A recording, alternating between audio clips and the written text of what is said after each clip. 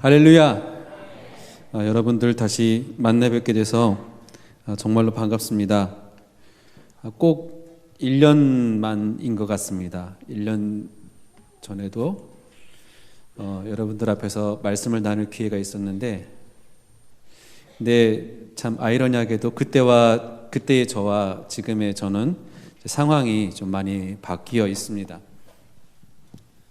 이제 1년 전에 저를 소개해 주실 때는 이제 중국에서 사역하고 계시는 선교사님 이렇게 소개를 해 주셨는데, 지금은 이제 중국에서 나온 선교사가 되었습니다. 굉장히 기분이 좀 마음이 색달라요. 이전에 여러분들하고 말씀 나눴을 때랑, 그때는 이제 제가 가지고 있었던 타일들이 제 큰 땅 안에서 일하고 있는 그런 사역자였었고, 지금은 이제 그렇지 않은 상황에 제가 여러분들하고 또 있다라는 것이 되게 굉장히 새로운 마음을, 그리고 새로운 비전, 도전 이런 것들을 제게 지금 불러 일으켜 주고 있습니다. 부흥열사라는 이 모임, 이 예배 자리를 처음 시작할 때서부터 같이 마음을 품고 같이 기도하고 같이 태동시키고, 그리고 저도 사실은 어떻게 보면 이 부흥열사에서 제 안에 있었던 선교의 열정을 식히지 않고 계속 키워 나가다가 2009년에 이제 결정을 하고 2010년을 맞이하면서 중국 땅으로 들어갔었던 것 같습니다. 많은 것들이 변하고 있습니다. 상황들이 많이 변하고 있고, 중국 땅뿐만 아니라 전 세계적으로 이런 여건과 상황들이 굉장히 많이 변하고 있습니다. 이렇게 변하고 있는 시대 가운데 가장 필요한 것이 뭐냐면, 선교 전략도 물론 중요하고 여러 가지 끊임없는 선교사가 나오는 것도 중요하고 많은 것들이 중요한데, 그 중에 가장 중요한 것이 지금 여러분들이 드리고 있는 이 예배입니다. 예배가 멈추지 않으면 하나님 그곳에서 일을 하십니다. 하나님이 일하실 때 하나님은 사람들을 통해서 일하시는데, 하나님이 사람들 통해서 일하실 때 하나님이 즐겨 쓰시는 사람들은 예배하는 사람들입니다.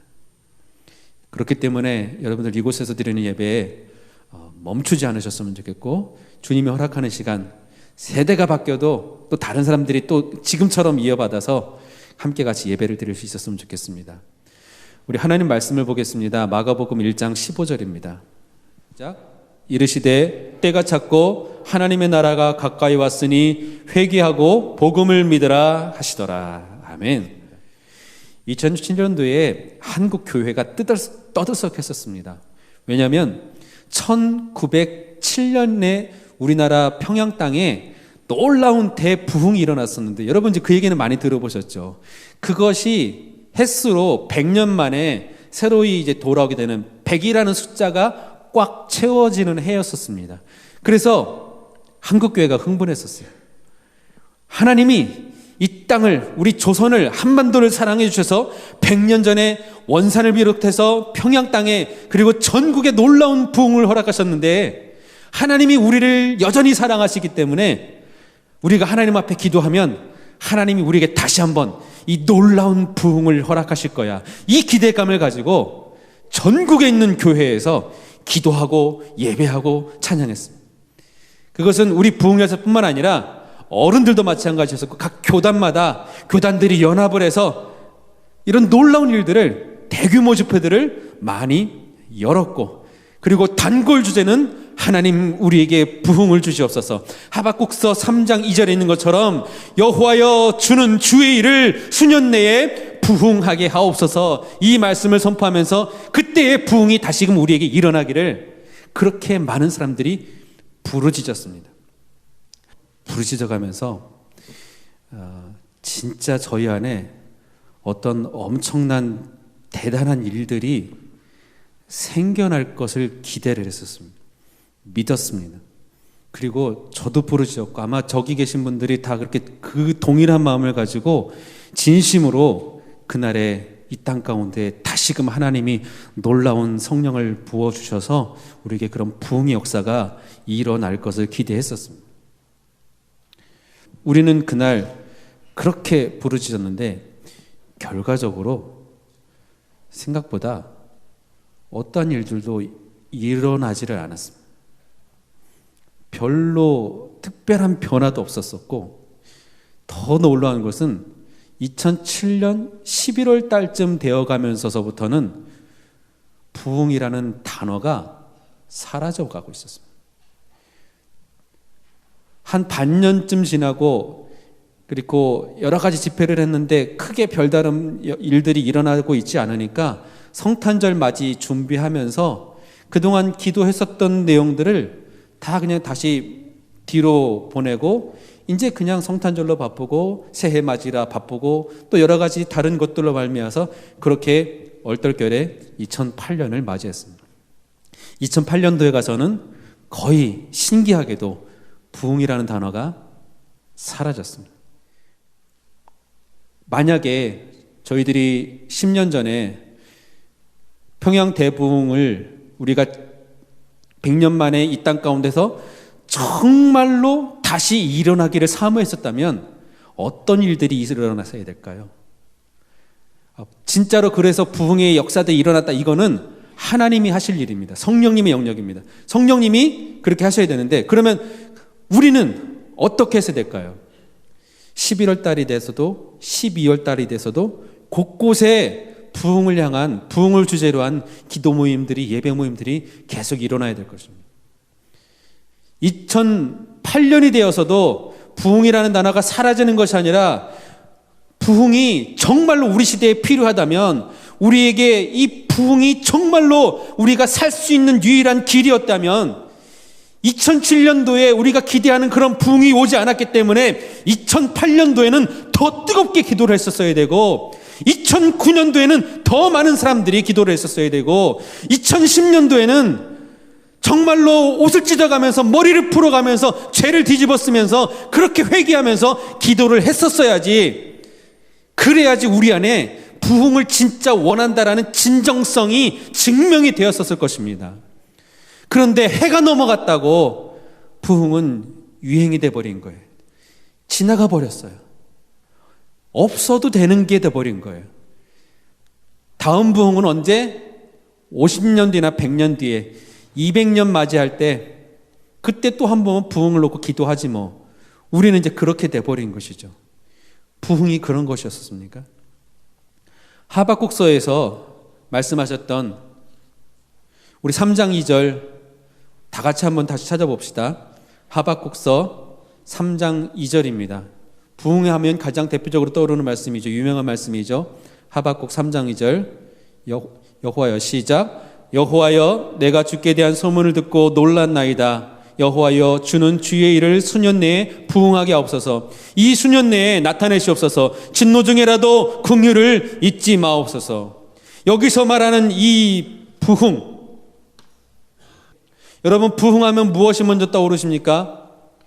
사람들이 많아지는 것을 떠오르십니까? 교회 안에 북적북적하고 하는 그런 현상들이 머릿속에서 그려지십니까? 아니면 기도하는데 막 방언이 터지고 예언하고 환상 보는 사람들이 막 일어나고 병 고치는 사람들이 막 일어나는 그런 것들이 여러분에게 떠오르십니까? 저 부자는 다시 부자입니다. 영어에 나오는 리라고 되어 있는, 그래서 다시 일어나는 것, 다시 살아나는 것을 말합니다. 새 번역 성경에서는 부흥이라는 단어를 쓰지 않고 거기서는 이렇게 말하고 있습니다. 주님의 일을 우리 시대에도 새롭게 해주십시오. 새롭게 하나님의 일을 다시 시작하십시오라는 그런 의미고, NIV 영어 성경에서는 리뉴로 되어 있습니다. 다시 새롭게 되는 것. 그리고 KJV에서는 리바이브, 다시 살아나는 것, 이렇게 표현하고 있습니다. 사람이 많아지는 것이 부흥이 아니고 그 안에 성령이 역사하고, 그리고 온갖 치유의 역사들이 일어나서 막 방언과 치유와 이런 예언과 이런 것들이 막 일어나는 그것이 부흥이 아니고, 그리스도인들이 참된 그리스도인으로 새로워지는 것, 이것이 부흥이라는 것입니다. 하박국 선지자가 지금 주여 수년 내에 우리를 부흥케 하소서 하는 그 말씀은 수년 내에 우리를 다시금 새롭게, 예전처럼 순수할 때처럼 깨끗할 때처럼, 하나님, 우리가 믿음과 신앙이 그렇게 하나님 앞에 제대로 서 있었을 때처럼 우리를 다시금 그렇게 세워주십시오 하는 바로 그런 거였었습니다.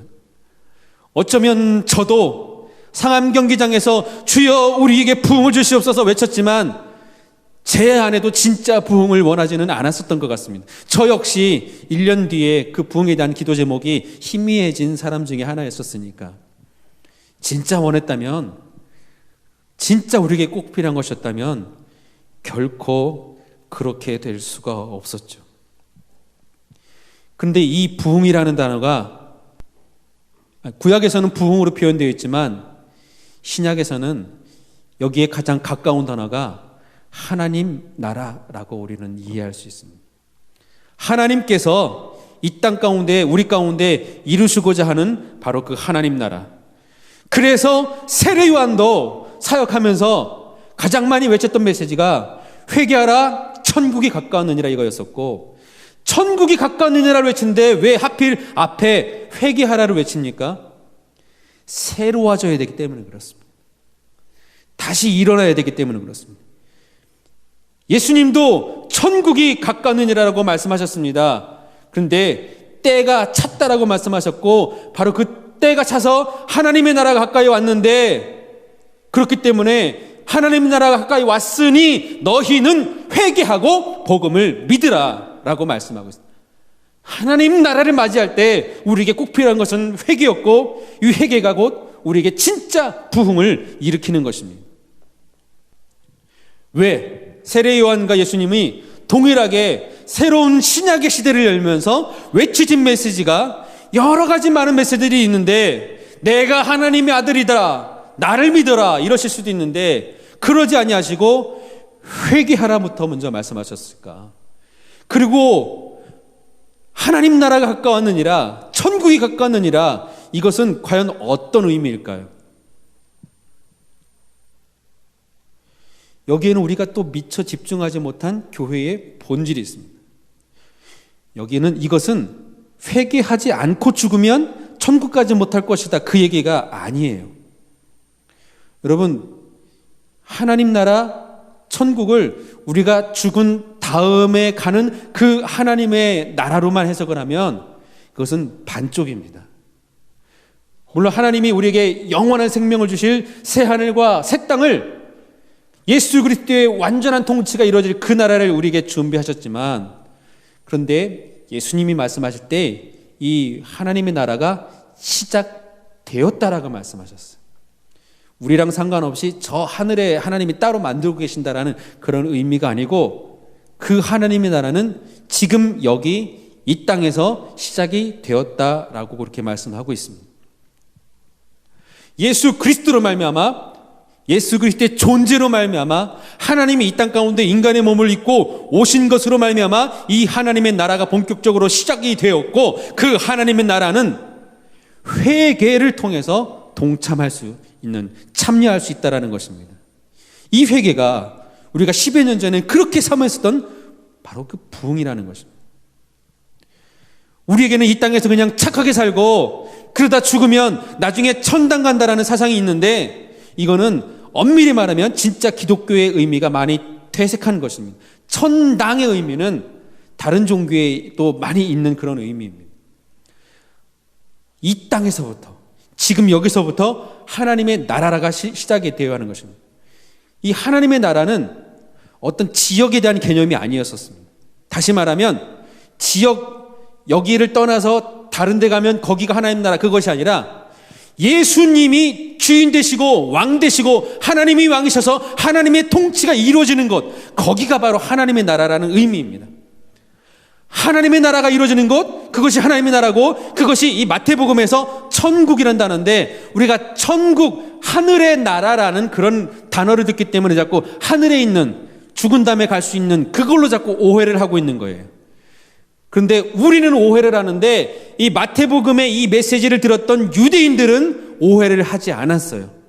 왜냐하면 이 사람들의 사상에는 그 하나님이 계신 곳이 바로 하늘이라는 그런 의미가 있었기 때문에, 천국이라는 단어를 썼을 때 유대인들은 하나님의 통치가 이루어지는 곳이라고 오해 없이 이해할 수 있었는데, 우리는 우리 민간 신앙 가운데도 죽은 다음에 극락을 가고 죽은 다음에 천당 간다라는 그런 메시지가 있어서 꼭 죽은 다음에만 생각하는, 그래서 여기는 그냥 고생하는 땅, 여기는 그냥 거쳐가는 땅, 여기서 그냥 살다가 나중에 천국만 가면 돼. 그렇기 때문에 할 수 있으면 대충 살아도 되고, 또 어떤 사람들은 뭐 열심히 살지만 어쨌거나 천당만 가면 돼 라는 그런 생각을 갖고 있었던 것이에요. 오랜 시간 우리가 이런 생각들을 많이 갖고 있었기 때문에 이 땅 가운데서 우리가 이루어야 될 그 하나님의 나라에 대한 메시지가 우리에겐 너무나 희미했었습니다. 이 부분을 희미하게 하니까 이 땅에서 이루어져야 될 하나님의 공의, 구약 성경에서 그렇게 외쳤던 하나님의 공의, 하나님의 심판이 이루어지고 하나님의 뜻이 실현이 되어야 되는 그 하나님의 공의가 너무 우리에게 희미해졌던 거예요. 어차피 이 세상은 원래 악하니까, 그러니까 그냥 이 속에서 나만 편하게 복받고 안전하게 평강하게 우리 집 식구, 내 남편, 내 자녀, 우리 엄마, 우리 아빠 아무런 일 생기지 않고 아프지 않고 그리고 돈 많이 벌고 잘 살게 되면, 그러면 그냥 내 삶은 되는, 착하게 살다가 그 다음에 이제 천당을 가면 되니까. 근데 이것이 아니라는 것입니다. 바리새인들이 그런 거를 가르쳤었어요. 제사장들이 그때 그렇게 가르쳤더니 그들을 향해서 예수님이 뭐라고 그러셨냐면, 세례요한이 뭐라고 그랬냐면 독사의 자식들아라고 그렇게 얘기했었던 거예요. 하나님이 원하시는 것은 그것이 아니고 이 땅 가운데 하나님의 말씀에 의해서 회복되기를 원하고, 그 역할을 이 땅에 있는 교회들이 감당을 하기를 하나님은 원하셨던 것입니다. 하나님의 나라의 복음은 결코 그렇게 시시하지 않습니다. 막연한 내세의 것만 말하지 않습니다. 그것이 보장된 사람들, 저 하늘에 대한 소망이 보장된 사람들은 이 땅에서 그 하나님의 왕되신 백성답게 살면서 여기서 하나님의 통치가 어떤 것인지를 우리가 보여주는 그런 삶을 살아야 할 것입니다. 부흥은 새로워지는 것입니다. 교회가 교회다워지는 것이고 그리스도인이 그리스도인다워지는 것입니다. 역사의 주관자가 하나님이시고 하나님이 이 땅 가운데 하나님의 통치를 이루어나가실 때에 하나님의 사람들을 쓰시기를 원하신다는 것을 우리가 믿는다면, 그 하나님의 사람들은 누굽니까? 교회입니다. 그 하나님의 교회는 누굽니까? 바로 여러분들이십니다.